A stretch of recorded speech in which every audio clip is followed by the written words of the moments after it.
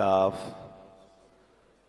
ماشاءاللہ ماہ رمضان کا پہلا جمعہ آپ سب کو بہت بہت مبارک ہو۔ اللہ کریم آج کے دن کی برکتیں ہم سب کو نصیب فرمائے، ہم سب کے گناہوں کو معاف فرمائے، ہم سب پر اپنی رحمتوں کا نزول فرمائے۔ مجھے ایک سب سے بڑی خوشی تو یہ ہو رہی ہے کہ ماشاءاللہ آج بیان شروع ہونے سے پہلے ہی مسجد فل ہے۔ اللہ کرے کہ یہ ماحول رمضان کے بعد بھی جاری رہے، کیونکہ جب رمضان آتا ہے اور مسجدوں میں جو باہر نظر آتی ہے، چاہے وہ تراویح ہے، چاہے وہ فجر کی نماز ہے، باقی نمازیں ہیں، تو دل میں بڑی خوشی داخل ہوتی ہے۔ لیکن جیسے ہی رمضان چلا جاتا ہے اور مسجدیں ویران ہوتی ہیں نا، تو دل بڑا افسوس کرتا ہے کہ جو مسلمان پورا مہینہ رمضان نماز پڑھ سکتے ہیں، جو مسجدوں میں آ سکتے ہیں، تو وہ رمضان کے بعد کیوں نہیں آ سکتے؟ صرف رمضان میں ہی تو نماز فرض نہیں ہے نا۔ تو پلیز اس بار پہلا جمعہ ہے نا، let's make good intention for the beautiful day. آج بہترین دن ایک اچھی سی نیت کر لو نا کہ اب انشاءاللہ رمضان چلا جائے، ہم روک نہیں سکیں گے رمضان کو، لیکن ہم مسجدوں سے نہیں جائیں گے انشاءاللہ، ہم اللہ کے گھر سے جڑے رہیں گے انشاءاللہ۔ اچھا، رمضان کی ان رونقوں میں نا ایک اور بڑا زبردست ان لوگوں کو جواب ہے جو یہ کہتے ہیں یار اتنی مسجدوں کی ضرورت کیا ہے، مسجدیں تو خالی رہتی ہیں، بھرتی تو ہے نہیں، صرف جمعے میں بھرتی ہیں۔ تو یہ بتا رہا ہے کہ مسجدیں تو کم ہیں، اب بھی ہر مسجد فل ہو جاتی ہے رمضانوں میں، بلکہ عید کی نماز میں تقریباً اوور فلو مسجدیں ہوتی ہیں، روڈوں پہ نمازیں ہوتی ہیں، میدانوں میں نمازیں ہوتی ہیں۔ اس کا مطلب اگر سارے مسلمان نماز پڑھنا شروع ہو جائیں تو ہماری ساری مسجدیں جو ہیں وہ شارٹ فال کا شکار ہو جائیں، ہمیں اور مسجدوں کی حاجت ہے۔ تو اس کا مطلب تو یہ مسلمانوں کا مسئلہ ہے کہ وہ نماز نہیں پڑھ رہے، مسجدیں تو ضرورت ہے ہم سب کی۔ تو بس اللہ کرے کہ اس بار ہم سب کا ایسا دل لگ جائے کہ ہم اللہ کے گھر میں آئے ہیں، اور اب بے شک شیطان چھوٹ جائے گا۔ ہاں، ابھی شیطان بند ہے نا، تو سارے آ رہے ہیں ماشاءاللہ۔ تو یہ ایکچولی ہماری اللہ کریم نے پریکٹس کروائی ہے کہ شیطان تمہارا دشمن بند ہے، مسجد میں آ جاؤ، ایسے عادت کر لو کہ جب وہ چھٹ بھی جائے تو انشاءاللہ ہم اس کے وار میں نہ آئیں، ہم انشاءاللہ پانچوں نمازیں اسی طرح محبت کے ساتھ ادا کریں گے انشاءاللہ۔ درود پاک پڑھنے کے بے شمار فضائل و برکات ہیں۔ سرکار دو عالم علیہ السلام کا فرمان، صلاتکم علیہ محرزۃ لدعائکم ومرضات لربکم وزکاۃ لاعمالکم۔ اللہ کے نبی فرماتے ہیں تمہارا مجھ پر درود پاک پڑھنا تمہاری دعاؤں کی حفاظت کرنے والا اور تمہارے رب کی رضا کا باعث اور تمہارے اعمال کی پاکیزگی کا سبب ہے۔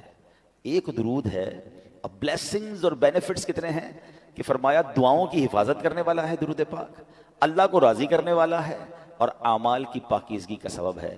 تو پھر کیوں نہ ہم کثرت سے درود پاک پڑھتے رہا کریں۔ برسے گی رحمت شہ ابرار بالیقین، برسے گی رحمت شہ ابرار بالیقین، مٹ جائے گا گناہوں کا کاجل درود پڑھ، عشق نبی میں جھوم کے پڑھتے رہو مدام، گرچہ کوئی کہے تجھے پاگل درود پڑھ، دنیا کی الجھنوں سے ملے گی تجھے نجات، گر چاہیے نجات مسلسل درود پڑھ۔ اللہ کرے کہ درود پاک رمضان میں ایسی ہم پریکٹس کرنے والے ہو جائیں۔ ایک اور حدیث جو تقریباً ہر جمعے کو میں جب یہاں ہوتا ہوں بیان کرتا ہوں کہ اللہ کے نبی علیہ السلام فرماتے ہیں، جس کا مضمون ہے جو جمعہ کے دن 200 بار درود پاک پڑھے اس کے 200 برس کے گناہ معاف کر دیے جاتے ہیں۔ تو آئیے مل کر محبت کے ساتھ درود پاک پڑھ لیں۔ صلو علی الحبیب صلی اللہ تعالی علی محمد صلی اللہ علیہ وآلہ وسلم۔ الحمدللہ رمضان کے علاوہ بھی جب ہم جمعے میں یہاں موجود ہوتے ہیں تو ہم قرآن پاک کی کچھ آیتوں کو سنتے ہیں اور ان آیتوں سے ملنے والا میسج سمجھنے کی کوشش کرتے ہیں۔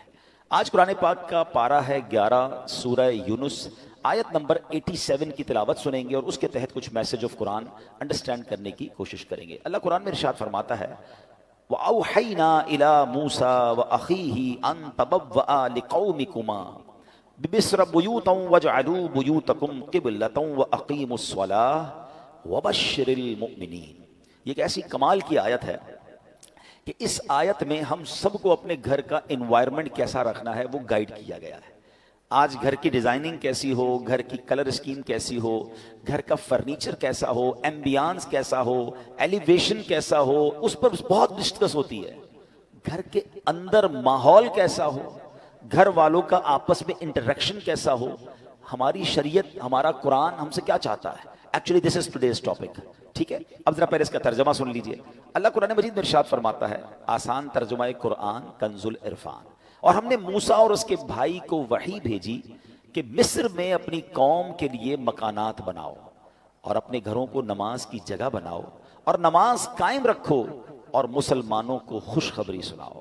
سبحان اللہ. تو پتہ چلا کہ یہ قرآن نے جو حضرت موسیٰ علیہ الصلوۃ والسلام کو اللہ کریم نے جو یوں سمجھیے آرڈر دیا یا اس کی گائیڈ لائن دی، وہ کیا ہے انشاءاللہ اس کو ہم سمجھتے ہیں. پہلے ایک بات سمجھ لیجئے کہ اللہ کریم کی ہمارے پاس ہم پر کروڑوں نعمتیں ہیں. ایک اہم ترین نعمت ہمارا گھر بھی ہے. گھر چاہے جھوپڑی کی صورت میں ہو، محل ہو یا چھوٹا ہو، بڑا ہو، عالی شان گھر ہو، گھر آخر گھر ہی ہوتا ہے. حضرت انس بن مالک رضی اللہ عنہ فرماتے ہیں نبی پاک جب بستر پر تشریف لاتے تو کتنی خوبصورت دعا ہے وہ فرماتے ہیں. یہ دعا بھی ہے اور ہم سب کے لیے میسج بھی ہے. اللہ کے نبی دعا فرماتے الحمدللہ الذی اطعمنا وسقانا وکفانا وآوانا فکم ممن لا کافی لہ ولا موویا. ترجمہ کیا ہے؟ سب تعریف اللہ پاک کے لیے ہیں جس نے ہمیں کھلایا پلایا، ہماری ضرورت پوری فرمائی اور ہمیں ٹھکانہ عطا فرمایا. کتنے ایسے ہیں جن کے پاس بقدر کفایت اسباب نہیں، کتنے ایسے ہیں کہ جن کا کوئی گھر نہیں ہے. یہ گھر ملنا، بلے آپ کرائے کے گھر میں رہتے ہیں، کہیں بھی رہتے ہیں، چھت ہے نا، یہ بہت بڑی نعمت ہے. آج بھی کتنے لوگ ہیں جو بے گھر ہیں، فٹ پاتھ پہ سوتے ہیں. کیا ہم نے اس بات پر کبھی اللہ کا شکر ادا کیا کہ اللہ تو نے ہمیں گھر دیا ہے، ہمیں بے گھر نہیں بنایا ہے؟ گھر بہت بڑی نعمت ہے. کچھ لوگ جو ٹریول کرتے ہیں میری بات جلدی سمجھ جائیں گے، ہم دنیا بھر میں ٹریول کر لیں، آپ پنجاب جائیں، پاکستان کے کسی شہر جائیں یا دنیا میں کہیں ٹریول کریں، جن کو اللہ نے نوازا ہے وہ 5 اسٹار ہوٹل میں رہیں، بہترین گھروں میں رہیں، مگر جو لطف اور سکون اپنے گھر آ کر ایک انسان کی فیلنگ بنتی ہے کہ میں اب اپنے گھر میں ہوں، بے شک وہ گھر چھوٹا سا ہو، چھوٹا سا بستر کیوں نہ ہو. وہ کہتے ہیں نا جیسی نیند اپنے بستر پر آتی ہے وہ دنیا میں آپ کو کسی بھی لگژری گھر پہ بھی یا کسی بھی نرم بستر پر نہیں آتی. ایسا ہی ہے، یہ نعمت ہے. اپنے گھر میں آ کر بندہ ایک سیکیورٹی فیل کرتا ہے. اب ذرا اس بات کو سمجھیے کہ اللہ کریم نے ہم پر احسان کتنے کیے ہیں. اس دنیا میں کتنے جانور، موذی کیڑے، سانپ، بچھو، شیر جو انسانوں کو تکلیف پہنچانے والے ہیں، مگر اگر وہ ہمارے گھروں کی طرف، ہمارے محلوں میں آ جائیں تو کتنا بڑا مشکل ہو جائے گی، گھر سے نکلنا مشکل ہو جائے گا نا. مگر کوئی تو ہے نا جس نے ان سب کو ہماری آبادیوں سے روک رکھا ہے. رائٹ لیفٹ کئی جگہوں پر یہ جانور پائے جاتے ہیں، آس پاس جنگلات ہیں شہروں کے آس پاس، مگر وہ آبادیوں کی طرف نہیں آتے. یہ اللہ کریم ہے جس نے ان آفتوں، بلاؤں، ان مشکلوں کو ہمارے گھروں سے، ہماری سوسائٹی سے روکا ہوا ہے. ہم اپنے گھروں میں سکون پاتے ہیں، مگر کیا کبھی اس سکون کا شکر ادا کیا ہے؟ نبی پاک کی اس دعا کا ایک جو چھوٹا سا حصہ ہے نا، اس کو بار بار پڑھتے رہا کریں. الحمدللہ الذی کفانا و آوانا. مل کر پڑھ لیں الحمدللہ الذی کفانا و آوانا. اس کا معنی کیا ہے؟ تمام تعریفیں اس اللہ کے لیے ہیں جو جس نے ہماری ضروریات پوری فرمائی اور ہمیں ٹھکانہ عطا فرمایا. ہم اللہ سے دعا کرتے ہیں اللہ ہمیں اپنے گھر میں اور برکت نصیب فرما، ہمارے گھر میں ہماری حفاظت فرما، ہمارے گھر والوں پر رحمت کی نظر فرما. اے اللہ دنیا میں ٹھکانہ دیا ہے، جنت میں بھی ٹھکانہ عطا فرما. شکر ادا کرو گے نا، کہتے ہیں نا لَإِن شَكَرْتُمْ لَأَزِيدَنَّكُمْ، تم میرا شکر ادا کرو گے میں تمہیں اور عطا کروں گا. جو بڑے بڑے گھروں میں رہ کر بھی کچھ لوگ ناشکرے ہیں اور کچھ چھوٹے سے بستر پر سو کر بھی اللہ کا شکر ادا کر رہے ہیں. کمال تو یہ ہے نا کہ شکر زبان پر ہو، شکوہ نہیں ہونا چاہیے. لیکن میرے پیارے اسلامی بھائیوں، اب جو ٹاپک ہے ایکچولی کہ گھر کے اندر کا ماحول یہ کتنا ضروری ہے، اچھا ہونا، نیک ماحول ہونا. نبی پاک کی حدیث ہے سلامت الرجل فی الفتنہ ان یلزم بیتہ. فرمایا فتنوں میں سلامتی کی راہ یہ ہے کہ بندہ اپنے گھر کو لازم پکڑ لے. ایک بار نبی پاک علیہ الصلوۃ والسلام نے فتنوں کا ذکر کیا تو حضرت عقبہ بن عامر رضی اللہ تعالیٰ عنہ نے پوچھا یا رسول اللہ صلی اللہ علیہ وسلم اس وقت نجات کیسے ہوگی جب فتنوں کا دور آ جائے گا، قیامت کے قریب فتنوں کا دور ہوگا؟ تو نبی پاک نے ایک فارمولہ دیا. آقا نے فرمایا املک علیک لسانک. جب فتنے پھیل جائیں تو 3 کام کرنا، ٹھیک ہے؟ اپنی زبان کو اپنے قابو میں رکھو. وَلْيَسَعْكَ بَيْتُكَ، تمہارا گھر تمہیں کافی ہو، زیادہ باہر نہ نکلو، گھر کے اندر وقت گزارو. پھر فرمایا وَبْكِ عَلَىٰ خَطِيئَتِكَ، اپنی خطاؤں پر آنسو بہاتے رہو. فتنوں کا دور ہو تو اپنی زبان قابو میں رکھنی ہے، اپنے گناہوں پر رو رو کر معافی مانگتے رہیں اور اپنے گھر میں رہیں. اچھا یہ تو حدیث پاک ہے. اب علماء فرماتے ہیں کہ یہ شاید ہمارے معاشرے کے لحاظ سے یہ حدیث اس طرح امپلیمنٹ نہیں ہو پاتی، کیونکہ آج کئی لوگوں کے گھروں کا ماحول ایسا ہے کہ بندہ باہر رہے تو شاید فتنوں سے بچا رہے. گھر کے اندر لڑائی ہے، جھگڑے ہیں، امن و سکون نہیں ہے. گھر میں پہنچتے ہی دروازہ بند کر کے انسان وہ گناہ کر رہا ہے کہ جو باہر نہیں کرتا. باہر پورا دن بعض اوقات کام کاج میں بیزی ہے تو ان گناہوں کا موقع نہیں مل رہا. مگر گھر کے اندر جا کر جب اپنے روم میں ہے تو اب جناب اس کو وہ کچھ کرنے کا موقع مل رہا ہے جو اللہ کو ناراض کرنے والا کام ہے. نبی پاک تو فرما رہے فتنوں کے دور میں گھر کو لازم پکڑ لو. مگر کیا گھر ایسا بنایا ہم نے کہ جو فتنوں سے محفوظ ہو؟ کئی گھر ایسے ہیں جہاں غیبتوں کا بازار ہے, کئی ایسے ہیں جہاں ماں باپ کے ساتھ بچوں کی بدتمیزیاں ہیں, کئی ایسے ہیں جہاں بھائی بہن ایک دوسرے کے خلاف بیٹھے ہیں. گھر کے اندر جاتے ہی جناب فیملی کے اندر ایک ایسا ماحول بنا ہوا ہے کہ وہاں ایک دوسرے کی غیبتیں ہو رہی ہیں.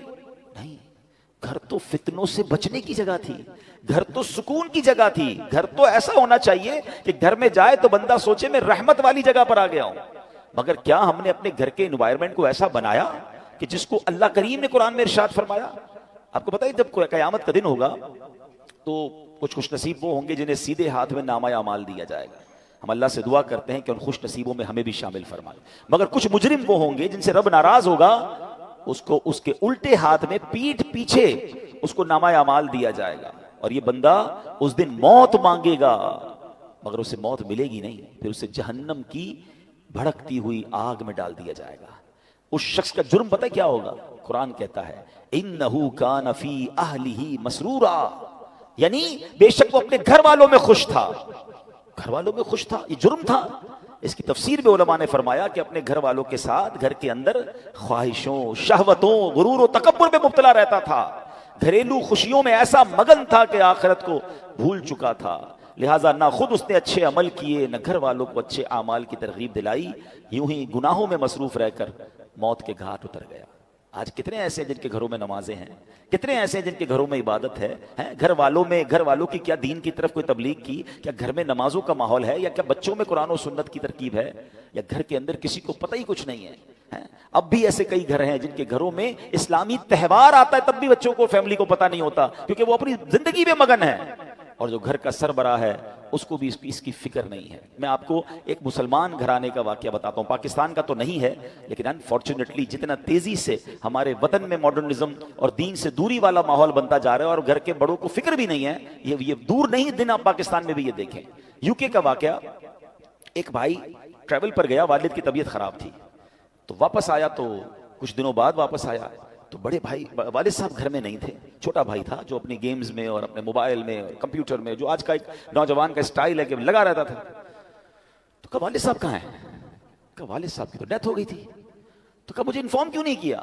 کہا آپ بزنس ٹرپ پہ تھے. میں نے کہا کیا ضرورت ہے ڈسٹرب کرنے کی, فیونرل کرنا تھا, ان کا آخری رسومات ادا کرنی تھی, میں نے کر دی. تو کہا تم نے کیسے آخری رسومات ادا کی, جنازہ کدھر ہوا, کون سے قبرستان میں دفنایا؟ تو کہا جنازہ بھی کرنا ہوتا ہے. میں تو گوگل پہ گیا, سرچ کیا کہ فیونرل کیسے ہوتا ہے, کسی کا ڈیتھ ہو جائے تو what we have to do. تو گوگل نے مجھے 4-5 آپشن دیے, میں نے سب سے سستا والا جو آپشن تھا ان پر کال کیا, وہ آئے اور ابو کو لے گئے, بس فنش. تو اس نے کہا یہ تم نے کیا کیا؟ آپ کو پتہ ہے کیا ہوا اس مسلمان والد کے ساتھ؟ جب سرچ کیا کہ کس فیونرل والے کو دیا ہے تو جو سب سے سستا آپشن تھا کہ وہ میتوں کو آگ لگایا کرتے تھے. اس نے یہ نہیں, اس کو یہ پتا بھی نہیں تھا کہ جنازہ کچھ ہوتا ہے, اس کو یہ نہیں پتا تھا غسل میت ہوتا ہے, اس کو یہ نہیں پتا تھا کہ جناب قبرستان میں دفن کیا جاتا ہے. میں مسلمان گھرانے کی آپ کو واقعہ سنا رہا ہوں جو میں نے خود جا کر سنا ہے. اب مجھے بتاؤ, اس بچے کا قصور تو تھا مگر کیا والد کا قصور نہیں تھا؟ اس کا مطلب والد کسی جنازے میں بیٹے کو لے کر نہیں گیا ہوگا. اس والد نے موت اور قبرستان کے بارے میں, تدفین اور غسل کے بارے میں نہیں بتایا ہوگا. ہر چیز بچوں کو دلا دی مگر نہ سکھایا تو دین نہ سکھایا. میں اور آپ دنیا سے جانے والے ہیں, ہم سب نے مرنا ہے, اور اس والد کی قسمت کتنی پیاری ہوگی کہ اس کے مرنے کے بعد اس کی اولاد اس کے لیے دعائیں مغفرت کرے, اس کے لیے ایصال ثواب کرے. مگر یہ سکھائیں گے تو کریں گے نا. ہمارے بچے تو زندگی میں ہمارے سامنے نماز نہیں پڑھ رہے, ہمیں ٹینشن نہیں ہے. میں سچ بتاؤں آپ کو, زندگی میں کچھ کر سکیں یا نہ کر سکیں, اپنے بچوں کو کسی طرح 5 وقت کا نمازی بنا جائیے گا. پہلے تو خود بننا پڑے گا نا اس کے لیے. والد وہ بچہ دیکھتا ہے ابو رمضان میں نمازیں پڑھتے ہیں, اس کے بعد تو میرے والد بھی جمعے کی پڑھ لے تو بڑی بات ہے. تو بچے کو بھی آپ ایکچولی ہم اپنے بچوں کو پریکٹیکلی پریکٹس کرا رہے ہیں کہ بیٹا نماز تو جمعے کی پڑھنی ہوتی ہے, باقی ضروری نہیں ہے. تو آپ سوچیے ہم خود تو دین سے دور کر رہے ہیں, ہم نے گھر میں کون سا ماحول بنایا ہے. ورنہ یقین کریں خوش نصیب ہے وہ والد اگر اس کی اولاد نمازی بن جائے نا. تو آپ کہیں نہ کہیں کہ بیٹا مرنے کے بعد دعا کرنا, وہ دن میں 5 بار باوضو ہو کر قبلہ رو بیٹھ کر اتحیات کے عالم میں کئی بار کیا کہے گا, ربنا اغفر لی ولوالدی وللمؤمنین یوم یقوم الحساب. ہائے ہائے، اور کیا چاہیے اس والد کو قبر میں کہ فجر ہو تو اس کا بیٹا، اس کی بیٹی، اس کے بچے دعا کر رہے ہیں اے اللہ میرے ماں باپ کو بخش دے، ظہر میں دعا کر رہے ہیں، عصر میں دعا کر رہے ہیں، مگر گھر میں نمازوں کا ماحول ہی نہیں ہے. عید کی نماز پڑھ لی تو پڑھ لی، اب تو جمعے کی نماز بھی لوگوں کی سنا ہے قضا ہونے لگ گئی ہے. nobody have ٹینشن، اپنے لیے بھی ٹینشن نہیں ہے، بچوں کے لیے بھی نہیں ہے. قرآن کی یہ آیت پکار پکار کر کہہ رہی ہے کہ گھر بناؤ اور اس گھر میں نمازوں کا اہتمام کرو. خدا را اپنے گھر کے ماحول پر توجہ دیجیے. یہ سرمایہ ہے، یہ اولاد، یہ فیملی، یہ گھر، یہ ہمارا پھل ہے. اگر گھر میں قرآن و حدیث اور نمازوں کا معاملہ ہوگا تو سبحان اللہ. اے میرے پیارے اسلامی بھائیوں، قرآن نے کیا کہا؟ وَأَوْحَيْنَا إِلَىٰ مُوسَىٰ وَأَخِيهِ، ہم نے موسیٰ اور اس کے بھائی کو وحی بھیجی، أَن تَبَوَّآ لِقَوْمِكَ بِمِصْرَ بُيُوتًا، کہ مصر میں اپنی قوم کے لیے مکانات بناؤ. نوٹ اونلی مکانات، ڈیفنس میں گھر ہونا چاہیے، فلاں سوسائٹی میں گھر ہونا چاہیے. یہاں تک تو ہماری پلاننگ ہے کہ گھر اچھا ہو، بیوٹیفل سوسائٹی میں ہو. آگے قرآن کہتا ہے وَجْعَلُوا بُيُوتَكُمْ قِبْلَةً وَأَقِيمُوا الصَّلَاةَ، اور اپنے گھروں کو نماز کی جگہ بناؤ اور نماز قائم رکھو. اور جو یہ کرتا ہے اس کو کیا ملے گا؟ وَبَشِّرِ الْمُؤْمِنِينَ، قرآن کہتا ہے مسلمانوں کو خوشخبری سناؤ. خوشخبری ملنی ہے، رحمتیں ملنی ہیں، عافیتیں ملنی ہیں اگر گھر میں نمازیں ہیں. اے میرے پیارے اسلامی بھائیوں، اللہ کے پیارے حبیب علیہ الصلوۃ والسلام فرماتے ہیں اجعلوا فی بیوتکم من صلاتکم ولا تتخذوها قبورا، فرمایا کچھ نماز گھر میں بھی پڑھا کرو، گھروں کو قبرستان نہ بنا دو. اس کا مطلب بیوٹیفل ہاؤس ہے، ایکسٹرا ایمبیانس ہے، شاندار فرنیچر ہے، سب کچھ ہے میرے اور آپ کے گھر میں، سٹینڈ بائی جنریٹرز ہیں، اور اگر نماز نہیں ہے نا تو وہ گھر قبرستان ہے. ہم سمجھ رہے ہیں اتنا لگزری گھر کو قبرستان، نبی پاک فرما رہے ہیں کہ گھر میں نمازیں پڑھو. یہ مردوں کے لیے تو یہی حکم ہوگا کہ مسجد میں آ کے پڑھیں، مگر کچھ نوافل گھر میں بھی پڑھیں، کبھی اشراق چاش پڑھیں، کبھی تہجد پڑھیں، کبھی دیگر نماز کے نوافل پڑھیں. مگر خواتین گھر کی، بچے، یعنی گھر میں اللہ کرے ایسا ماحول ہو کہ جب نمازوں کا وقت آئے تو ایک کمرے سے تلاوت کی آواز آ رہی ہو، کہیں سے نمازوں کی پتہ چل رہا ہو. ماشاءاللہ کتنے خوش نصیب ہیں وہ لوگ جو گھر جاتے ہوں تو گھر والے نمازیں پڑھ رہے ہیں. ابھی ہوگا یہ ماحول. Why I took this topic کہ ابھی ماشاءاللہ کئی گھروں میں یہ ماحول بن چکا ہوگا کہ چلے کچھ نمازیں ہو رہی ہوں گی، کچھ گھر میں تلاوت بھی ہو رہی ہوگی. But let's continue. ایسا نہیں فرمایا نبی پاک نے کہ سال میں ایک بار نمازیں پڑھو، فرمایا اپنے گھر کو قبرستان نہ بناؤ، اس میں نمازیں پڑھو. اے میرے پیارے اسلامی بھائیوں، ایک اور جگہ پیارے آقا فرماتے ہیں اکرموا بیوتکم ببعد صلاتکم، یعنی کچھ نمازوں کے ذریعے اپنے گھروں کی عزت بڑھاؤ. آپ چاہتے ہیں نا گھر کی عزت بڑھے؟ آئے ہے جس گھر میں نمازیں ہوتی ہیں نبی پاک نے فرما دیا تو حق ہے اس گھر کی پورے محلے میں عزت ہو جائے گی. آج بھی دیکھیں علماء کے گھر، امام صاحبان کے گھر لوگ دعا کروانے آتے ہیں، گھر میں نمازیں ہو رہی ہیں نا، عبادت ہو رہی ہے، اللہ اس گھر کو ممتاز کر دیتا ہے. ہم سمجھتے ہیں ایکسٹرا لائٹ لگاؤں گا، ذرا خوبصورت ایلیویشن کروں گا، ذرا ہٹ کے ڈیزائننگ کروں گا تو وہ سب سے مشہور ہو جائے گا. نہیں، عزت دینے والا رب ہے، اور اللہ کے سب سے معزز بندے ہیں. اللہ کی مخلوق میں سب سے بڑھ کر عزت والے کون ہیں؟ ہمارے آقا علیہ الصلوۃ والسلام. وہ فرما رہے ہیں کہ کچھ نمازوں کے ذریعے اپنے گھروں کی عزت بڑھاؤ. نماز کے بارے میں ایک اور حدیث سنو، الصلاۃ عماد الدین، نماز دین کا ستون ہے. مجھے بتائیں نا، ہمارے گھر کے پلر نکال دیں تو گھر تو گر جانا ہے نا. یہ تو ایمان کا پلر ہے، مگر اس کی فکر نہیں ہے. تو اے میرے پیارے اسلامی بھائیوں، ہمیں اپنے گھروں کے ماحول کو اچھا کرنا ہے. اپنے بچوں کی تربیت کی فکر کیجیے، انہیں وقت دیجیے. آج کل جو ماحول ہے، میں اشارہ کر کے گزر جاؤں گا، ہر تھوڑے دنوں بعد آپ کو سوشل میڈیا پر نیوزز مل رہی ہیں، الیکٹرانک پرنٹ میڈیا میں نیوز ملتی ہیں کہ فلاں بچے نے فلاں کام کر دیا، فلاں نے فلاں کو قتل کر دیا، فلاں نے فلاں کو جلا دیا، فلاں اسکینڈل میں پکڑا گیا، فلاں جناب منشیات میں معاملات میں آ گیا، فلاں ڈرگز کا کام کر رہا ہے، فلاں کمپیوٹر پہ بیٹھ کے کیا کچھ کر رہا ہے، اسکیمز کر رہا ہے. یہ ہمارے علاقے میں، ہمارے شہروں میں، ہمارے ملکوں میں ہو رہا ہے نا. ہم کیوں انتظار کر رہے ہیں کہ یہ آگ میرے گھر میں جب آئے گی پھر غور کروں گا؟ اس سے اندازہ کیجئے، یہ سمٹمز ہوتے ہیں، یہ اشارے ہوتے ہیں کہ معاشرہ کدھر جا رہا ہے. ماں باپ کو فکر نہیں کہ بچے گھر میں کیا کر رہے ہیں. اتنی دوری مت رکھیں اپنی فیملی کے ساتھ. یاد رکھیے کوئی بڑا ڈیزاسٹر ہو اس سے پہلے آنکھیں کھولیے نا. ہماری بچی کہاں جا رہی ہے، ہمارا بیٹا کہاں جا رہا ہے، وہ کس سے مل رہا ہے، کوئی فکر نہیں ہے. وہ کہتے ہیں نا اپنے بچوں کے تم دوست بن جاؤ اس سے پہلے کہ کوئی ایسا دوست بن جائے جو اس کی آخرت اور دین اور دنیا سب برباد کر دے. بہت برا حال ہے. پلیز تھوڑا وقت دیجیے، اچھی تربیت. یہ تربیت نہیں ہے کہ آپ بھی نماز قضا کر رہے ہیں اور بچے بھی نماز قضا کر رہے ہیں. آپ بھی نمازی بنے, ہم بھی نیک بنے. دس از دا رائٹ منتھ, کیونکہ آپ بھی پڑھ رہے ہیں نا نمازیں, آپ بھی ماشاءاللہ تلاوت کی طرف آئیں, بچوں کو ایسے پروگرامز پہ لے کر آئیں, بیانات پہ لے کر آئیں, مدنی چینل گھر پہ بیٹھ کے دکھائیں. پتہ نہیں پورا سال کیا کیا آپ کے گھر میں ٹی وی چلا ہوگا, اب تو موقع ہے نا, آپ مدنی چینل پر دیکھیں, اسی طرح کے بیانات ہو رہے ہیں, مدنی مذاکرے ہو رہے ہیں, رات کی سحری ٹرانسمیشنز ہو رہی ہیں. یہ کیوں ہم کر رہے ہیں 24 آورز پروگرام؟ یار کسی کو فرق پڑ جائے, کوئی ایک بات سن لے. آئے ہیں لوگ دین کی طرف, تو اللہ کرے دین کی طرف رہ جائیں. We are trying our best, but we need your support. ہم آپ کی سپورٹ چاہتے ہیں. اور یہ کیوں چاہتے ہیں؟ تاکہ مسلمانوں کے گھر جنتی گھرانے بنے نا. اب آخر میں ایک دعا سن لیجئے, آمین بھی کہیے گا, ہو سکے تو یاد کر لیں, ہو سکے تو ہر نماز کے بعد یہ دعا کریں.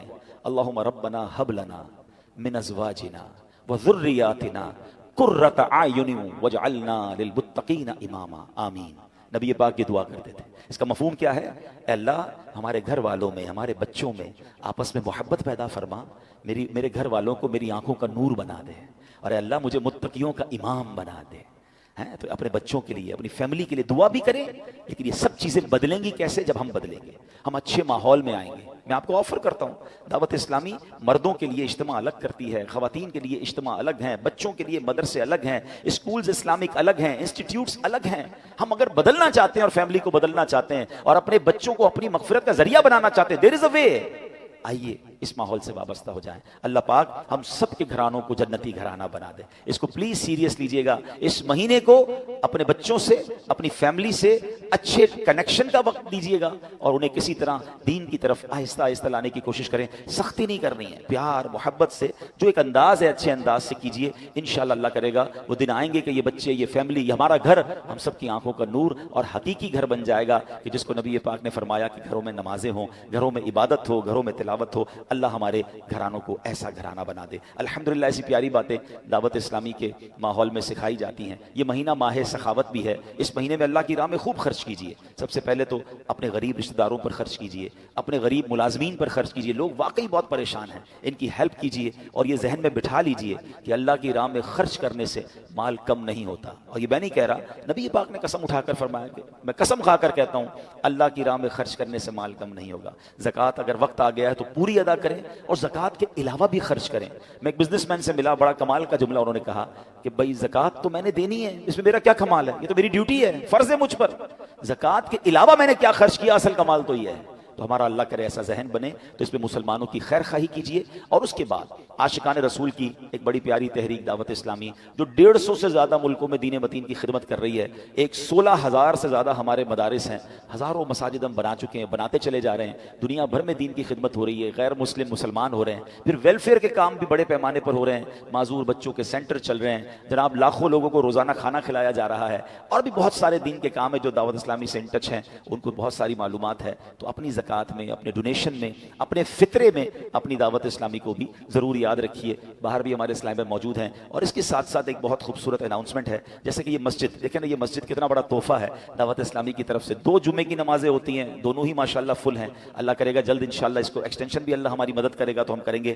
تو اسی طرح ہماری ایک اور مسجد کی تعمیر جاری ہے, فیضان مریم. یہ بالکل 26 اسٹریٹ پہ اگر آپ جائیں, KFC کے بالکل سامنے, اور شاندار لوکیشن پر. اور وہاں بھی اس وقت بھی ہزاروں لوگ جمعے کی نماز اور باقی نمازیں پڑھ رہے ہیں. وہاں ماربل لگا رہے ہیں. ہمارے پاس اب ماشاءاللہ کافی چیزیں تو ہو گئی ہیں, لیکن وہاں 20,000 روپے کا ایک ماربل, ایک سمجھ لے پیس ہے مسلح کا, جس کو ہم کہتے ہیں. اور وہاں پر ہمیں 210 اب مسلح باقی ہیں. تو یہ اپنے لیے, اپنے مرحومین کے ایصال ثواب کے لیے آپ اس مسجد میں خود جا کر بھی دے سکتے ہیں. ماشاءاللہ یہاں ہمارے منصور بھائی موجود ہیں, یہ گیٹ پر آپ کو مل بھی جائیں گے. مزید ان سے کوئی معلومات کرنا چاہتے ہیں, اسی کوالٹی کا ماربل دینا چاہتے ہیں تو بھی ہو سکتا ہے. جتنے لوگ سجدہ کرتے رہیں گے, جب تک نمازیں ہوتی رہیں گی, یہ صدقہ جاریہ ہمارے لیے ہو جائے گا. اللہ پاک ہمیں اپنی راہ میں دل کھول کر خرچ کرنے کی توفیق عطا فرمائے. آمین بجاہ النبی الامین صلی اللہ تعالی علیہ وسلم. سنت ادا.